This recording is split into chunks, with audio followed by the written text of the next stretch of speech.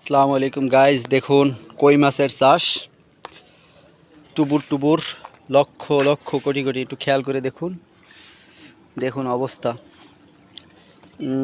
এই লোক আবার কই মাছ পরিদর্শন করতে আসছে। পরে যাবো কিন্তু আব্বু। এই দেখুন, একটু খেয়াল করে দেখুন, শুধু লক্ষ লক্ষ এখান থেকে ওই পর্যন্ত শুধু লাফাচ্ছে একভাবে। ভালো করে খেয়াল করে দেখলে বুঝতে পারবেন আপনারা যে কি লাফান লাফায় এরা। উৎকল লাফান লাফাচ্ছে। দেখুন অবস্থা।